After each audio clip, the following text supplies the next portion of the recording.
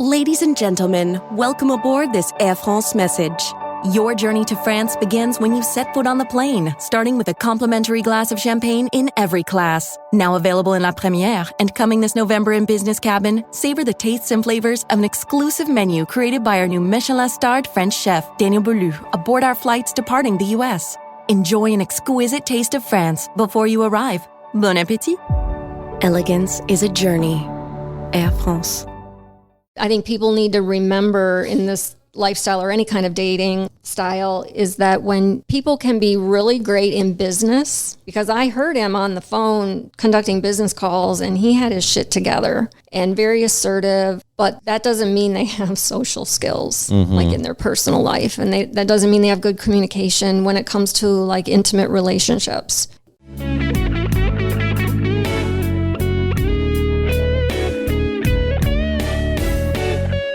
Welcome to Secrets of a Sugar Daddy. Here's your host, Marcus. Welcome to another episode of Secrets of a Sugar Daddy, the number one sugar dating podcast in the world, where we pull back the curtains on the good and the bad and the shocking stories of sugar dating. So just a really quick update. My little situation that we talked about last week has resolved itself. She's out of my house. Good, gone. I'm going to block her so she can't book my Airbnb again. I am happy to report it was drama-free, and I don't know if she actually recognized me. I was pretty good at hiding in my office and just not being there.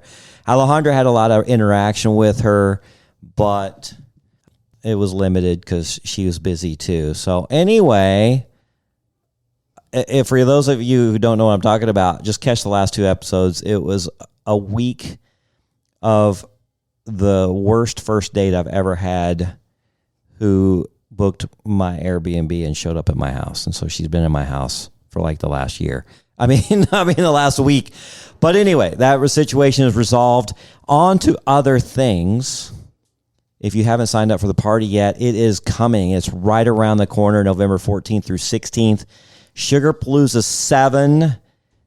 It'll be a banger. It'll be probably the most epic party in Phoenix in November. That's just my claim, but I think it is. Bryan Adams, Pat Benatar, classic artist. You're going to sing along. And if you don't know their music, just YouTube it, and then you're going to think, oh, yeah, I do know these people. There's such great classic hits. But, hey, before that, we've got a mixer at Jay's brand new house that he bought in Central Phoenix. It is a party pad, and we're going to have a lot of fun christening that bad boy. What else? We've got 3 days, 2 nights of accommodations for you ladies, free out charge, and nice Airbnbs. You'll have a nice room, bathrooms, and you'll have some really cool roommates. My guest/co-host today, she had some experience with that, and we'll probably go over that again, even though we talked about it last time on her show. And then on Sunday, we'll have a brunch. Oh, but I forget the one of the most fun things was the party bus to and from the arena.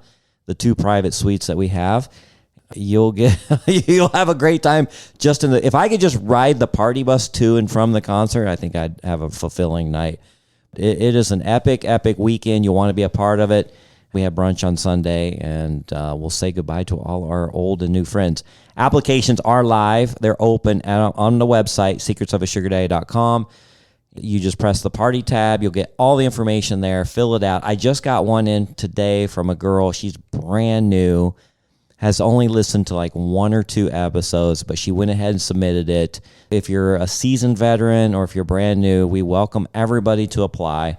If you're a Patreon member, you're going to get priority judging, of course, so it costs nothing to become a Patreon member. But we do have tiers starting as little as $10 a month and going up from there with some coaching and profile reviews. Now, I've been announcing this for a few weeks.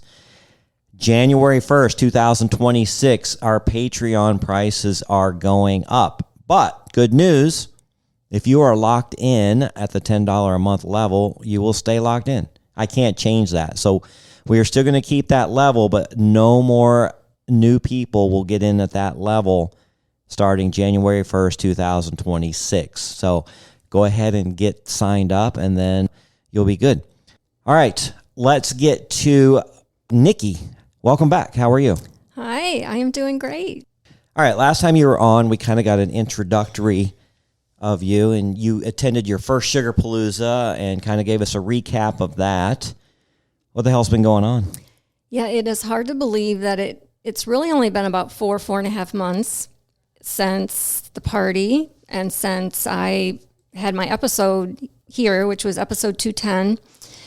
And I feel like I have learned so much in this world just by doing research, doing a lot of meet and greets, meeting a lot of people, turning down some arrangements, terminating some arrangements, all kinds of interesting things. So, yeah, there has been a lot happening. Okay, so how's the meet and greets been going?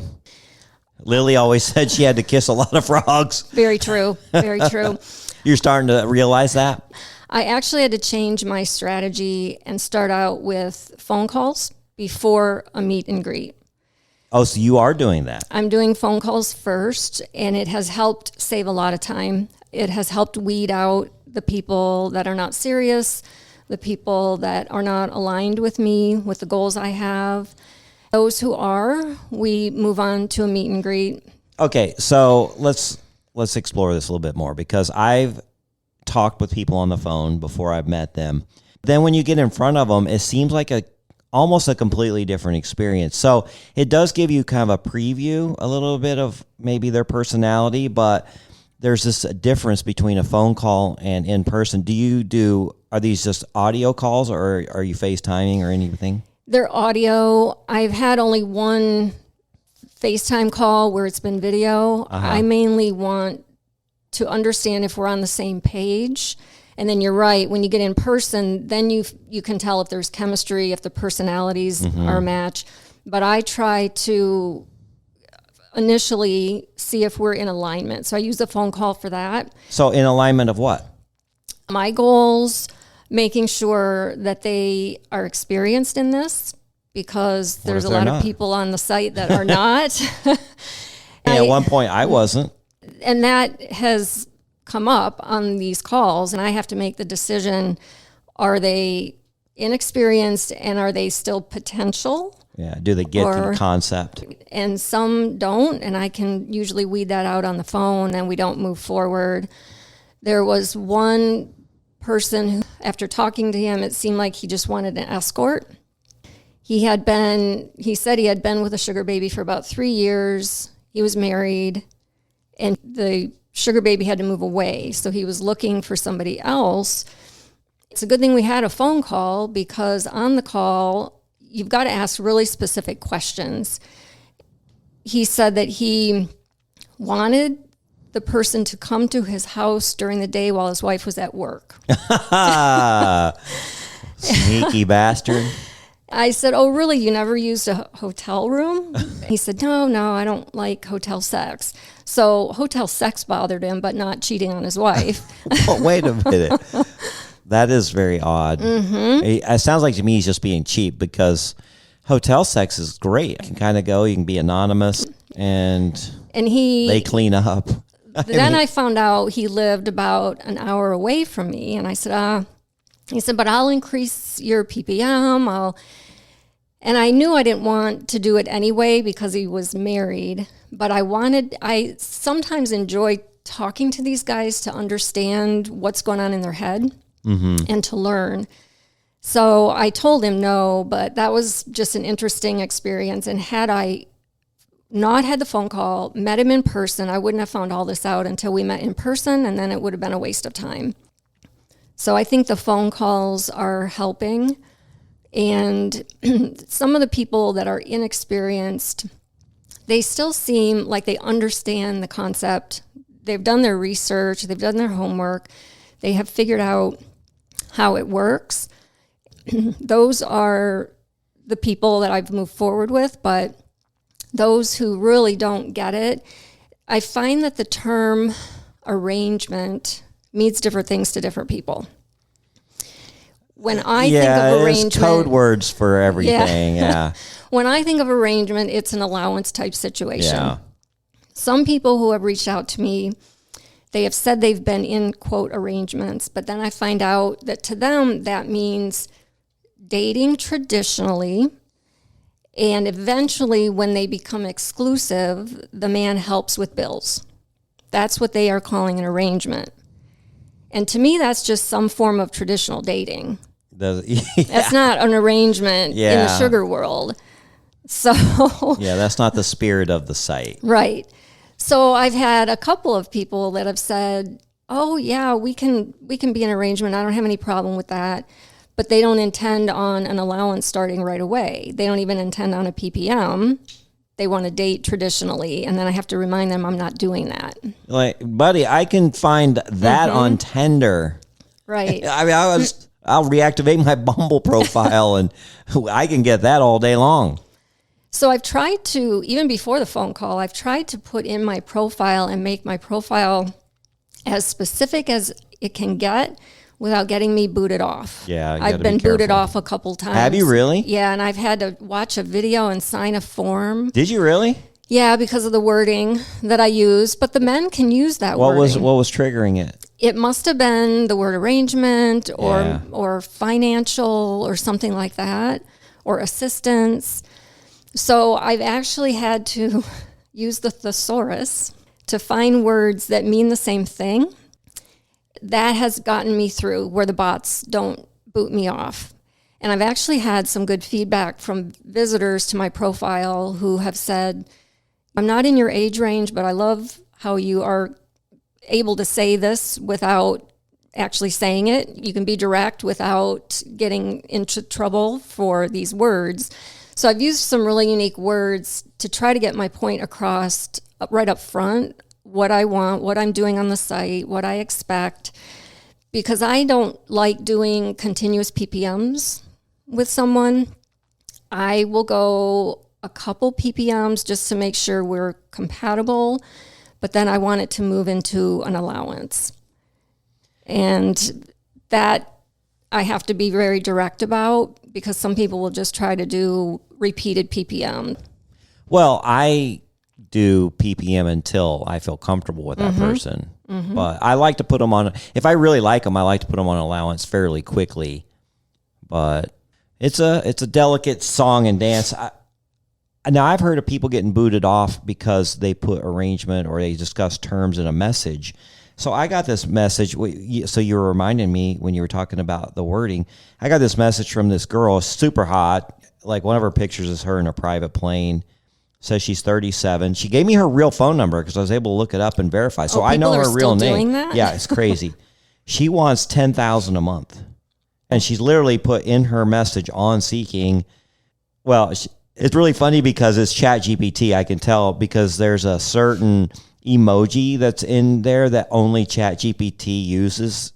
People just don't use this certain emoji, and when I go to ChatGPT and I'll put in a message and I'll say, hey, help me with this message, they'll give me this really cool response or message or whatever. And a lot of times it has this certain emoji in there that I would never use. But if I copy and paste it, then it's in there. Well, it's the same emoji. I'll show it to you.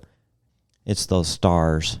Oh, that's from ChatGPT. Yeah. Okay. I mean, somebody could use those, but normal people do not use that emoji. And it's basically what I showed her is it's like 3 gold, almost like crosses or stars or whatever, 2 little small ones and a big one. It's just kind of a glittery kind of a look. But she says, Marcus, I can tell you really know this lifestyle, which I appreciate because it makes everything more effortless and enjoyable, that emoji.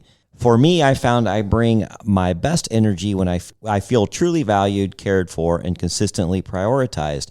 The right man keeps things exciting, generous, and drama-free. And in return, I love creating a space that feels fun, elevated, unforgettable. It's already way too long. She needed to tell ChatGPT to shorten this up. But then she gets to the meat. I've learned that an arrangement around $10,000 monthly is where I feel balanced and able to give the kind of attention and presence that makes this worthwhile for us both. Does that align with how you usually like to set things up? And then she gave me her phone number, which is a local number. A lot of times you'll have some other area code, which doesn't mean automatically they're not local, but I start getting a little suspicious when it's some number outside the area.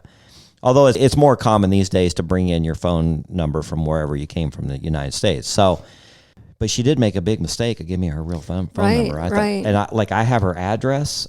All I did was punch this into White Pages, guys. I'm not a creeper. I'm not out here stalking her, but just simply put that phone number into White Pages and up popped her birthday. That's why she says she's 37, and sure enough, it said on White Pages she was 37. Her first and last name, her address, her relatives, her email. And she put the $10,000 in the message. But she didn't put a dollar sign. Oh. She just put 10K, arrangement around 10K monthly is where I feel balanced. It's a good message because ChatGPT cleaned it up. It flows nicely. And I'm telling you what, guys, I highly recommend when you're responding to people or even sending out first messages, just type what you want to say, copy and paste that into ChatGPT and see the options it gives you. Then decide what you want to use. I'm telling you, my text game is on point right now. I'm getting responses, first messages, responses. I'm getting all kinds of positive feedback from them. It's just an incredible resource, I'm telling you. So you're using that for all your messages. So some guy put something on my Facebook. He was kind of argumentative about a post I made. And instead of me going off the rails and calling him a fucking idiot and how can you possibly think this way, I put it into ChatGPT and it says, here's a nice, polished, non-confrontational response to his answer without putting him down. And I read it and I was like, okay, this is perfect. I mean, absolutely perfect. And it hit every point that I wanted to hit. I copy and pasted it into, and it was something on Facebook, and I pasted it, and I'm looking at it and going, man, the best debater in the world couldn't have said it any better because it just covered every point, made an example of why each point was valid, and so on. So I can't recommend it enough. I've used it for business transactions. I had an angry customer. I think I did talk about this once. I had an angry customer write me a text, and I wanted to tell him to shove it up his ass because we did it right, and he was still complaining. I took the whole content. On that one, I just screenshot the message, put it in ChatGPT, and it gave me like 5 ways to respond to him in a professional manner. And I actually did that. And oddly enough, when I saw him at the job site next time, he was very cordial, friendly, understood what I said. And I still wanted to tell him to fuck off. Right? You're listening to Secrets of a Sugar Daddy. Founded in 1964, Fremont Bank understands the difference 60 years can make. It's the difference between serving a family business and being dedicated to a family business as a family business. The difference between looking at spreadsheets and looking at possibilities. The difference between deposits that go into a vault and deposits that go back into your community. So what difference does 60 years make? All the difference in the world. Fremont Bank. Here for you. Here for good. Now back to the show with your host, Marcus.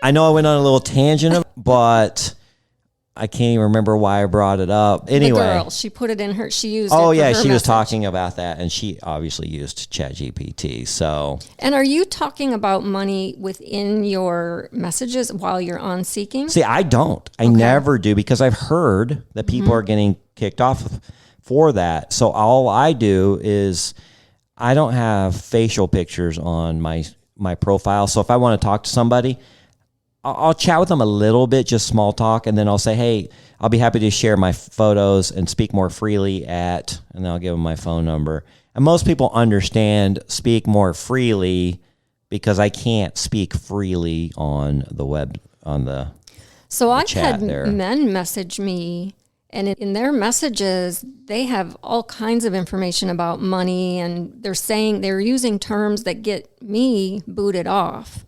It feels Yeah. like the men are allowed to say things that the women aren't. Yeah, I don't know. That's why I'm a little bit confused on, because she talked about arrangements in there, and people are telling me, oh, you can't even say the word arrangement anymore. But here, you know what? I'm a little upset with Seeking right now. So I don't know about the new profiles, but you guys were having to verify your profiles. Weren't you, like having to do a video? I think I did when I first signed up. Yeah. I think they took that away because all of a sudden the scammers just went away. Magically, all the new accounts, the new scammers went away. Well, somehow they've come back. I'm getting all kinds of messages now from fake profiles. Like, what happened to this video verification thing? Right. Like, was it not working for Seeking? Were they just testing it out? Like, what the hell? There's a lot that they need to do on that site to make it more user-friendly, to add more features. On the vanilla dating sites, there are a lot of features that are really good, that work really well. And I think they need to take a little bit from all these sites and incorporate it into Seeking, because there's a lot of features missing that could really upgrade it and make the experience a lot better. So funny thing, and I haven't talked about this in a while, but Secret Benefits makes you do a verification video, and I think you have to recite the phrase, "Let me be your secret." Yes. Right? Yes. And you would think that was just going to somebody to verify that that's really you. They were posting those on people's accounts. So I'm looking at I'm looking at their pictures, and then I would click on the verification video, and they were not prepared. They weren't in makeup. They were just like laying in bed in pajamas or walking down the street, just doing a verification video or something. And they were like, oh my God, I didn't know that was going to go on my profile. Yeah. I'm on that site also, and I don't remember what my video looked like. Yeah. I thought it would be private, so. Now, for the men, that does not go on your profile, but for the women, it does. Now, I haven't checked it in a while, but once I figured that out, I started getting a kick out of just going and clicking on everybody's verification profiles to see how bad they really looked when they were recording this. You get to see the real one, person. yeah, Yep. which I actually appreciated. So this is what that person really looks like. We've been kicking around some photos lately, and I've got this little chat group, and we've been kicking around some photos of people that we see on Instagram. And somebody was like, no, that they do not look like that in person. And then we started playing around with AI enhancements of that picture. And I mean, you can make people look like muscles and six packs and whatever, right? It's just, it's a lot of fun, but it's not the representation of reality. So that's why, I guess, going back to your phone calls, that's why I asked if you did any video, because I know Lily had an instance where she did a video call, and of course she just saw from the neck up, basically, or the shoulders up. And then when she got in front of him, she said he was a ponderosa pine. Yes. I mean, it was just huge, like a tree stump. Yes, there's a downside to the video. It gives you a false sense of security when you can only see from the shoulders up. And the other thing you can't tell, because you're looking at them straight on, you can't tell if they have teeth on the side. Oh. You can only see their front teeth. Is that important? Because I'm missing one. But I can't tell you how many. So now if we're not doing video, I always ask, do you have your teeth? Really? Yes. Because it was I quite a surprise. guess I need to go ahead and get that implant finished on my left side. When it's the bottom, it doesn't matter. Oh, gotcha. But when it's the top on each side, especially if both sides are missing, then it's not appealing or attractive. Right. And it's a big, big turnoff. I've met some really pretty girls, and then they don't smile at all in their photos. And then when I meet them in person, I figure out why, because their teeth are completely fucked up. I feel bad for them because obviously there's braces and there's dental work that you can do, but it's expensive and it's super expensive. And I got to think either they came from a poor family that just didn't prioritize that, or maybe they grew up with like a single mom or something that just didn't have the money to do that. Fortunately, even though my mom had 4 young kids around the house and the older kids were already gone, but she had 4 kids in braces at one time. Wow. Can you imagine that? Wow. And then I ended up having to have braces again when I was in college for like 6 months because my teeth had shifted. Here I am, 57 years old. I'm looking at my teeth going, fuck, I need braces again. My bottom teeth have shifted again. They move if you don't wear the retainers. Yeah, it's so annoying. I hate having crooked teeth. Alejandra has the most beautiful teeth. And I just, every time I see her, I just stare at her. I'm like, you're so lucky to And have. she didn't have braces. Now, anything? she did admit to me that she did for a little bit. I think only on her bottom teeth. I don't know. I thought it was just naturally that way, but I think she did for a little bit, but not for very long. But anyway, there's things they can do to improve the smile and the teeth and everything. And that's important because you want to be attractive to the person that you're going out with or that you eventually might date. And if it's a man who is claiming to be a sugar daddy and wealthy and they're missing all their teeth, that's an indication that they're probably not really wealthy. So Lily moved in with this guy a few years ago, and only for like a month and a half or two. She couldn't take it. But he was 70, and he ended up getting all of his teeth replaced, and it cost him, I think, like $70,000. Oh, Can you believe that? That's quite a procedure. But he was wealthy and he could afford it, and I'm sure he's doing great now. So yeah. Yeah, I think the teeth are important as far as it shows that you are taking care of yourself, and there's a lot of other ways, and that's why I like to move into a in-person meet and greet after the phone call. Like I just use the phone call as a preliminary thing, and then Now you don't get into too many personal things, do you? I like to save those for the date. Yeah. Okay. Yeah, I just like to understand what they're looking for, what their goals are. Are they local? Do they travel a lot? Just some of the basic hobbies, things like that. Yeah, I mean, we've recommended people doing that. It's not a bad idea. I've always said sometimes I just like to gamble and roll the dice and see what shows up. And I would have saved myself a lot of time and hassle if I would have actually made that call. And maybe I wouldn't have gotten stood up a few times too, but I recommend it if you can. I have to say, I haven't had a bad meet and greet, meaning I've never been like fearful of my safety. I've never been stood up. Now, do you determine where you go meet them, or do you just kind of go with the flow if it sounds fine? We coordinate. I like to, because of where I live, I don't live in a super convenient place. So I always offer to come down, like come a little south, like into Scottsdale. And usually it's easy to find a meeting place there where we just meet. Oh yeah, lots of places, yeah. It's pretty easy to coordinate.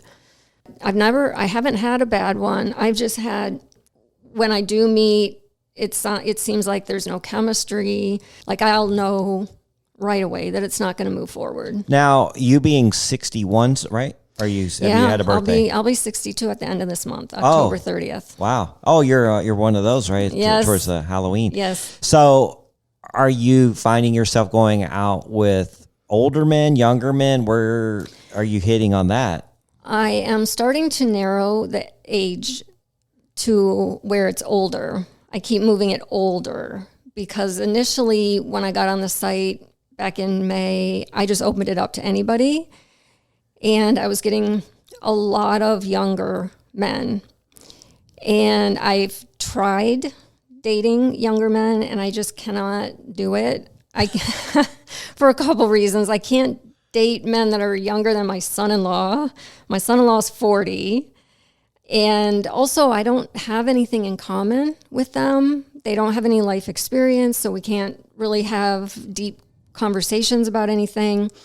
So I've gotten older and older with my ranges on seeking, and now I think I'm up to, I haven't even had good luck with men that are 50. I've had some bad luck with men that are 50. So I keep going older. I think now I'm at like 55 plus. Yeah. Here, the funny thing is I'm still on some of the swiping apps just for fun. And when I was 51 or 2, you can set your range, right? Yep. So I'm 51 or 2. I set it between, let's say, 21 to 45, right? Because what was happening was the algorithms knew I was 51 or 2, and it was giving me women in that age range. And I'm like, I don't want these old ladies in my, I want the young ones, right? Well, now that I'm 57, I'm looking at like 53, 54-year-olds going, hey, she's pretty hot. Anyway, now it's just showing me like 56, 57, 58-year-old ladies. And I'm just like, wow, when I was 50, I would have thought they were really old. Now I'm like, oh, look at this one. She's not bad. It's so your funny perspective changes. It is, right? That's my point. Our perspective changes, and then I'm sure when I'm 65 or 70, I'm going to be looking at those hot 55-year-olds. Well, and for me, I don't mind dating men that are in their 60s and 70s because I'm 61. But then I get into the problem of those men have not taken care of themselves. Speaking of like teeth and weight and all of that. And I prefer somebody that has placed wellness and fitness as a priority. Yeah. And so it's getting harder and harder to find men in their 60s and 70s that have really aged well. We run into a few that have aged well, but for the majority, they kind of let themselves go at that point. Yep. Which is unfortunate because that's when you want to be your healthiest. You can get away with this stuff when you're 35. Your body will recover, but when you're in your 60s and 70s, I'm in the gym almost every single morning. I may miss like one morning in a week, and it's hard. Sometimes I have a hard time getting myself off the floor, when we're doing push-ups or what's the one? Burpees. See, I get down there and I'm like spending a little extra time on the burpee part or the part where you're on the floor. Because I do F45 and we do cardio 3 times a week and then strength 3 times a week, and then one day it'll be like a hybrid class. But I am moving a little slower, but not as slow as most of the guys I know my age, right? So, and good for you for even showing up and being there. That's great. Well, I wear this bracelet. I've never taken it off since Alejandra gave it to me. Oh, show up. And it's just one of those little rubber bracelets you wear, and it says show up. And I think that's so important, not only in fitness, but everything in life. Mm-hmm. And so it's just a daily reminder, an everyday reminder of me just to make sure I keep showing up. You're listening to Secrets of a Sugar Daddy. At Miristar Federal Credit Union, we are on the rise for our members and the communities we serve. They inspire us to keep moving, to keep reaching for more, so we can help them achieve their financial goals. Their stories are our stories. Since 1950, our deep roots have inspired 75 years of community trust. Together, side by side, we're on the rise. County Federal is now Miristar Federal Credit Union for everyone who dreams of moving forward while giving back. Federally insured by NCUA Equal Housing Lender. Now back to the show with your host, Marcus.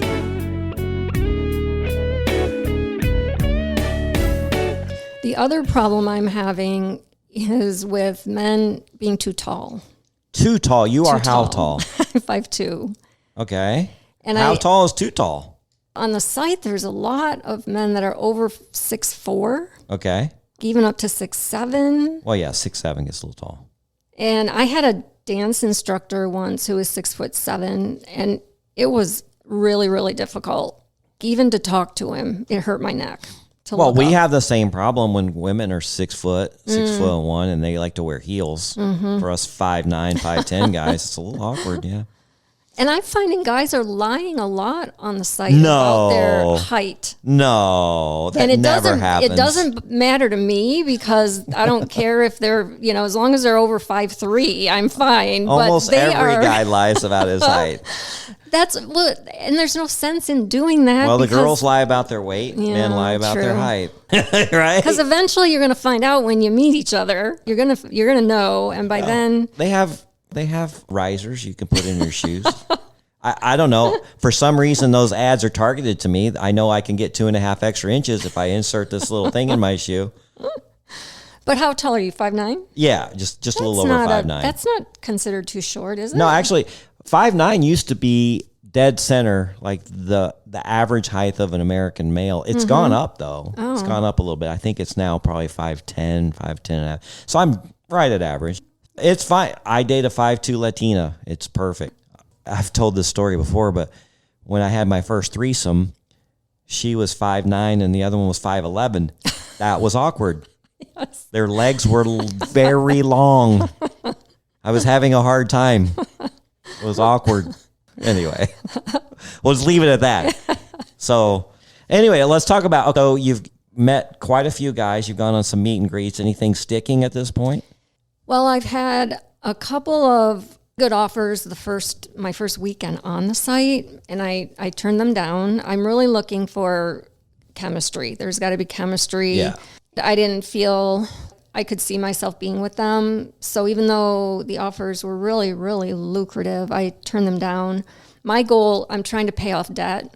So I'm looking for a certain amount per month and consistency, which is why repeated PPMs won't work for me. So turned down a couple of them, had a couple of meet and greets that one gentleman flew me out to California for a meet and greet. He flew you out sight unseen?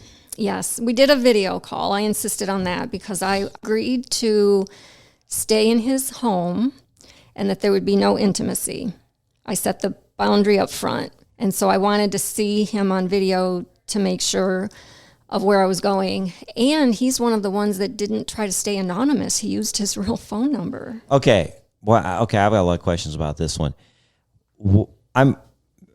There's kind of a red flag for me is if he's having to search outside of his area. Does he not live in a very populated area? He's very well known in his area, and he prefers not to date women in his state because he's had issues before when there were breakups. In the entire state of California? He does not want to date local. California is a very big state. Okay, because I think you could probably guess the reason why I think it's a red flag is because why can't he find somebody local? I don't have to go out and search outside the Phoenix area. There is more than enough talent here to keep me busy for the rest of my life. So when somebody messages me from, Seattle, Washington, and they're very attractive, I'm like, you ever visit Arizona? Because I'm not doing this long-term thing. I don't have to. I don't need to.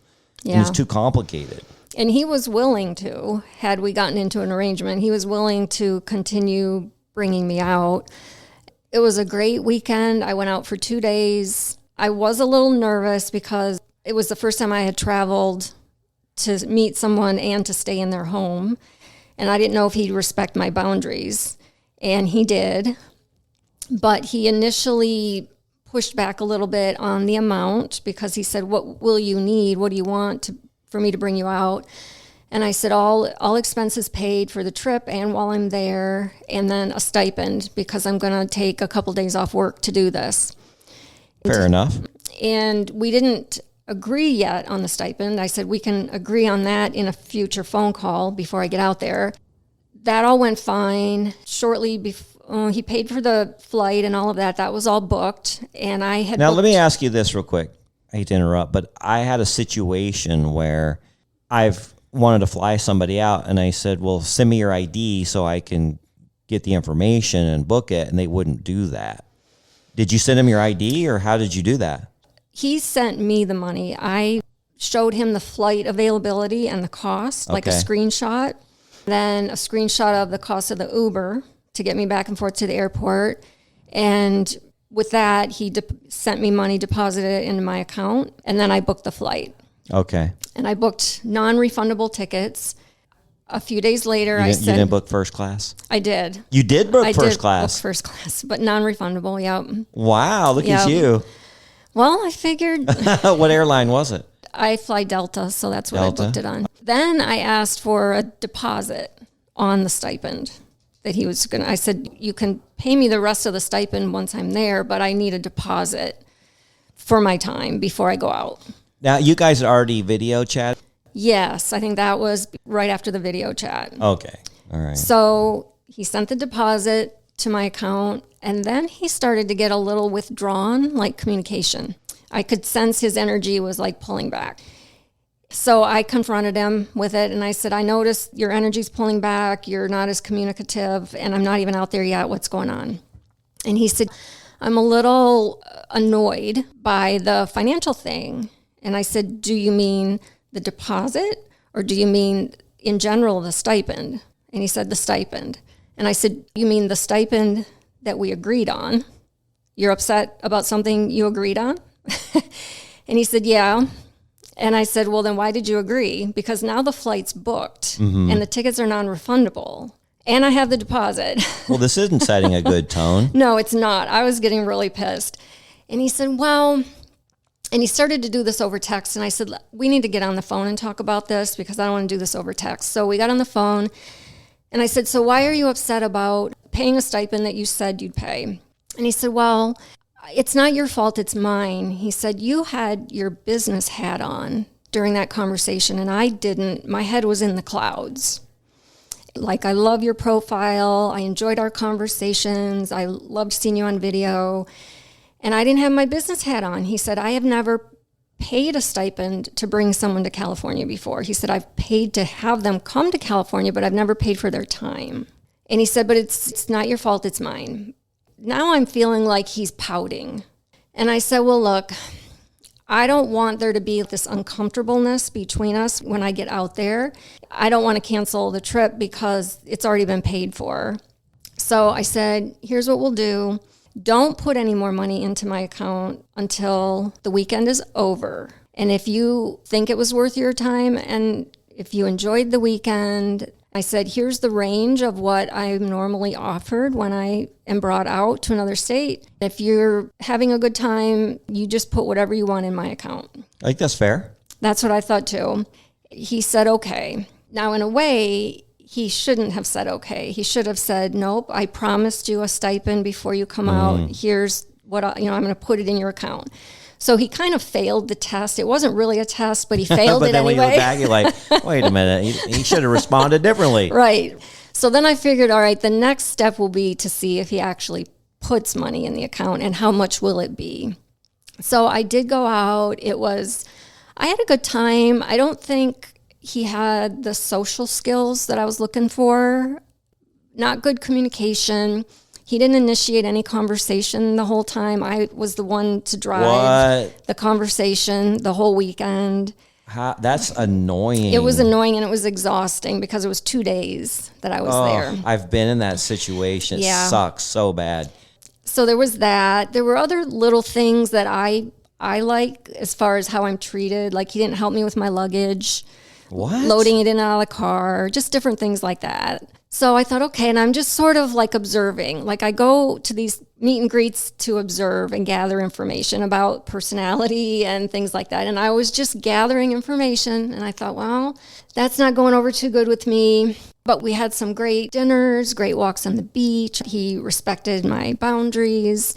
At the end of the weekend, he did put more money in my account. Well, that was nice. It was nice. Were you attracted to him initially before all this? There was somewhat of a connection. Connection-wise, I probably could have moved forward with it. But there were these other things that I still couldn't get over the pouting that he did before he even got there about the stipend and getting upset, and his head was in the clouds and he didn't have his business hat on and all of that. That kind of irked me, and I couldn't really get over it, even though I tried to. Just the lack of social skills. I couldn't see myself spending a lot of time with someone who doesn't even know how to have a conversation. I'd be real curious to know how his upbringing was, because there's some things that are just manners that were taught to me as a young boy on how to treat a woman. I just don't know if he got that from his upbringing. Was he a business owner, or how did he make his money? Yeah, he owns multiple businesses. He's very well known in that area. He's made a couple statements about how he can get anyone he wants. And I thought, yet you're bringing in someone from Arizona. Yeah. He had a particular type of kink that he was looking to get fulfilled if he was in an arrangement, and I was fine with that. What he was saying, he said it's hard to find somebody who's close to his age. I think he was 67, who's intelligent, who's willing to satisfy the kink I need. He said, if I have to go to Arizona for that, I will. Okay, I'm dying. What was his kink? It's a form of what I would say a form of cuckolding, except when I think of cuckolding, I think of three people, and a man and a woman, and the man watching. Right. This was a little different. He wanted a woman who was in control, but he wanted to know that she was not monogamous and he would be. Oh. And then he wanted to kind of hear about it. And that would have been a turn on for him. And I would have been fine with that. I said, that's fine. And he said, well, I can't find many women who are willing to do that. Yeah, Lily got into a situation kind of like that. I don't know how you've come to determine that that's your kink, but apparently that was. And he said his previous partners, when he was in traditional relationships with them, he brought it up to them, and they didn't want to become non-monogamous. They wanted to stay monogamous to him. So they were not willing to satisfy that for him. Apparently, some of the other women that he has met with on the site also were not willing to satisfy that for him. That doesn't seem like too odd of a request. I thought it would be... It's not like way out there. Right. Okay. It just never materialized because I couldn't get beyond what happened. But it was a nice experience. It was good for me, put me outside of my comfort zone. I had to put some safety protocol in place because I was leaving the state. And luckily, I have, ironically, a girlfriend that lived 20 minutes from him. So I did location share. So it worked out fine, and I felt safe with him. It was a good experience for me to have, even though nothing came of it. Sometimes those experiences are very important to have. You're listening to Secrets of a Sugar Daddy. Are you ready to finally make that dream a reality? Maybe it's updating your kitchen, paying down high-interest credit cards, or covering tuition. Your home is more than where you live. It's also your most powerful asset. At Unlock, we make it simple to turn equity into options. With a home equity agreement, you can access cash today without taking on monthly payments. Imagine the freedom to invest in your home, reduce financial stress, or finally start that big project you've been putting off. It's your home. It's your future. Unlock it today. Visit unlock.com to learn more about a home equity agreement. That's unlock.com to learn more. Terms and conditions apply. Not all homeowners will qualify. Not available in all states. Actor Portrayal. Home equity agreements are offered by Unlock Home Equity Solutions, Inc. In certain states, NMLS number 2657081. Visit www.consumeraccess.org for more info.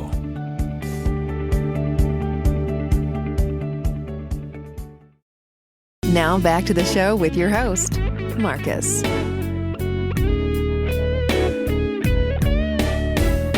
I flew a girl out. This is before I was even married. This is kind of when online dating started. I flew a girl out from Denver to Phoenix. I was in my 20s. We talked on the phone. We didn't have FaceTime back then. We didn't have iPhones, weren't even invented then. As soon as I went to pick her up at the airport, I was like, I'm just not physically attracted to this girl. So and it was a long weekend. You saw her before? You mean when you saw her at the airport? Yeah. Then you realized? I'd seen pictures. And we talked on the phone, but then when I picked her up from the airport, it just wasn't there. And I was like, that's hard. Damn, I've got her here for the entire weekend. This is going to be tough. I made the best of it. I certainly wasn't hard to converse with. I think I actually introduced her to a friend, and he ended up liking her. I remember, and this was 30 years ago. Well, that worked out. Oddly enough, you want to hear a crazy kind of twist to that story. There was a guy that had kind of befriended our group. I had a little group that we hung out with. I don't know where he came from, but all of a sudden he started hanging out with us, and he started chatting with that girl. I don't know if they did anything or they just kind of got real friendly with each other, but she ended up coming back out, brought a friend with her, and he ended up getting with the friend. And I think she was fine with that. So I think they were just platonic. But so he's going out, making out with this other girl. So I meet this girl at this church dance, actually. It was a Mormon church dance. I meet this girl. She was super cute, liked her, and we were going to go to an after party. And I get in the car, and I'm like, hey, so what's your last name? And she said, McLeod. And I was like, oh, I know a McLeod. She goes, what's his name? I said his name. She goes, yeah, that's my ex-husband. I was like, wait, what? The guy that had joined our little group that's now making out with this girl that I kind of flew in from her friend from Denver, and that's your ex-husband? She goes, well, we're in the middle of a divorce. I'm like, oh my God, what a small world. It was so crazy. And then I ended up marrying her, and we were married for 16 years. So yeah, that was kind of odd little turn of events. But anyway, the whole point of that was, even though I talked to her on the phone, seeing her in person made for a very, very long weekend for me. Kudos to you for giving it a shot. Hopefully you got traveling- some good memories out of it, though. I did. It was good companionship for a couple of days. And I got to see an area I had never been to before. What part of California was it? Manhattan Beach. Oh, nice. Okay. First time I'd ever been there. And yeah, it's hard when the meet and greets are at a distance and you have to travel for that. Then you're kind of taking the risk, like, am I going to have chemistry with this person? What happens if I don't? So that is part of the risk. And that's what I was wondering too, because I had good chemistry with him on the phone. We had a great video call. I just couldn't get beyond the whining about the money. And how old was he? 67. Yeah, come on, dude, grow up. Obviously, he hasn't done a lot of work on building that part of his personality. Right. And that's what I think people need to remember in this lifestyle or any kind of dating style, is that when people can be really great in business, because I heard him on the phone conducting business calls and he had his shit together and very assertive, but that doesn't mean they have social skills like in their personal life. And that doesn't mean they have good communication when it comes to like intimate relationships.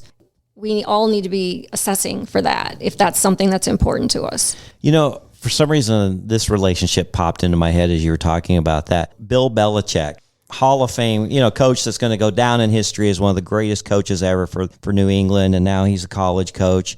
His interviews and social life, he's so awkward. And then he has this 24-year-old girlfriend who seems to control everything he does. It's just it's so weird. Like, he's really good at his craft, but then on the other side, it's like he hasn't developed. Right. I don't know him personally. I'm just speaking from what I've seen, right? Yeah. But it's so interesting how you might be really good at business or your art or if you're a singer or whatever, but then when it comes to your personal life, maybe that's just that part you just really have never worked on, or it's just awkward for you. I have a therapist that I work with that is helping me navigate all of this. She's a sex positive therapist who has worked with people in a lot of different lifestyles. And she's helping me navigate and realize what to watch for with some of these situations I'm in. So I feel like I've got a good support system. Well, very good. I had so many other things I was going to talk to you about, and I'm looking down at the clock and I'm thinking, where the hell time go? I'll be back next week. Well, yeah. So for you listeners, Nikki's going to come help me kind of in a role like Lily did. I don't know where it's going to go, but I appreciate you're going to come help me with some interviews in the next couple months, I think. Yep. And we'll get into more of your sugar dating. I've got stories that keep popping up. One thing I did want to touch on, though, is I've communicated with some people lately online, and it seems like they don't have very much patience. Like, if I don't answer them right then and there or within a few hours, they just block me. Because it shows I see their message, like, let's say on Seeking. I'll be meaning to get back to them later because maybe I just checked it real quick, but I'm right in the middle of something and I have 5 messages and I click. I'm like, oh, I want to get back to that girl. And then 6 or 8 hours when I finally get a chance to go and I'm going to respond to them, I'm blocked. And I'm thinking, what the hell? Alejandra gets that all the time too. And she has told me, she's like, yeah, there was this guy, he messaged me and we were supposed to go out, and then, but he just got real insistent and I didn't have time to message him, and then he blocked me. So they're impatient. Yeah, just very impatient. So if I just want to leave with you guys, let the process happen. It may not happen immediately, but when you're messaging back and forth with people, don't get upset if they don't immediately answer you. I've had conversations going where it's back and forth immediate. Hey, what are you doing this weekend? Oh, not much. How about you?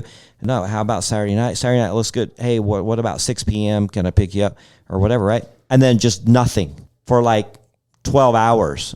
And then they'll go, oh, sorry, yeah, I got busy. Yeah, 6 p.m. would be great. Okay, I didn't blow their phone up. Yeah. I didn't start crazy on that. Oh, now you're not answering me. What's going on? Blah, blah, blah, right? You throw the ball in their side of the court and wait for them to hit it back.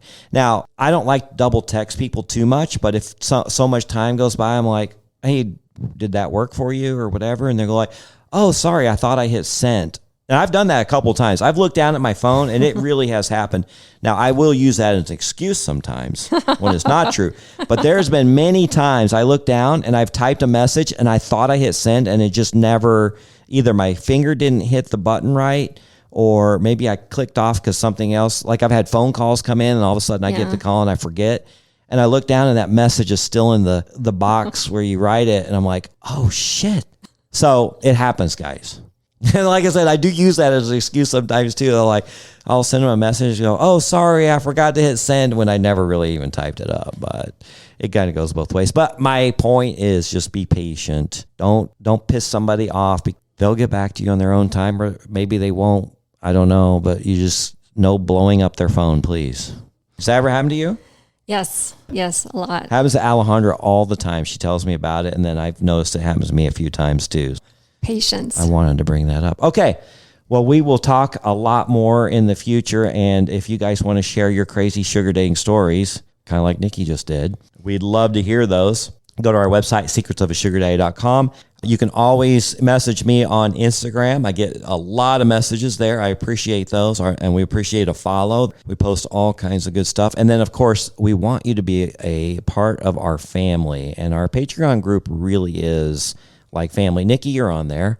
Yes. What do you think? Oh, I love it. I upgraded from the free to the next tier. Yeah, it's only $10. Yep. And yeah. I'm enjoying reading all the messages and the chats. There's a lot of great people in there. We have a community chat in there where people will introduce themselves, kind of tell, hey, I'm in Virginia or whatever. And then other people are like, oh my God, I am too. And they'll kind of exchange information. People pose questions. And sometimes we do pop-up meetups. If I'm traveling to a city, we just did one in Chicago. And was fantastic. We met a lot of people in an underground bar that were members of Patreon, fans of the show. We had, 10 or 12 people come out. It was a lot of fun. Had drinks at this nice little tiki bar underground. I was going to do one in San Diego when we were there a few weeks ago, but we ran out of time. But you just never know. Marcus and Alejandra and Trucker and Lily, we like to travel. And we like to have drinks with friends of the show wherever we go.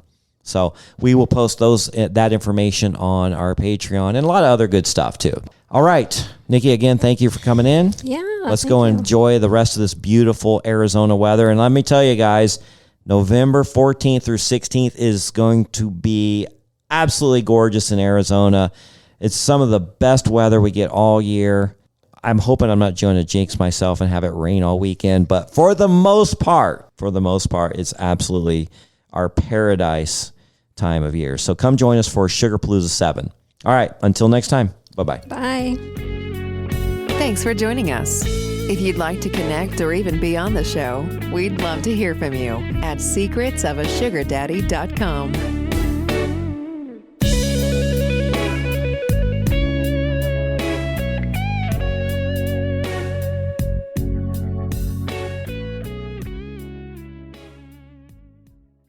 Prepare for an unforgettable night at the San Francisco Symphony. Karina Kanellakis conducts Prokofiev and Sibelius November 6th through 8th. Prokofiev's dazzling third piano concerto crackles with brilliance and drive, while Sibelius transforms myth and nature into a sweeping musical vision. From the energy of Prokofiev to the beauty of Sibelius, this program showcases orchestral music at its most thrilling. Experience Karina Kanellakis conducting Prokofiev and Sibelius November 6th through 8th. Tickets at sfsymphony.org.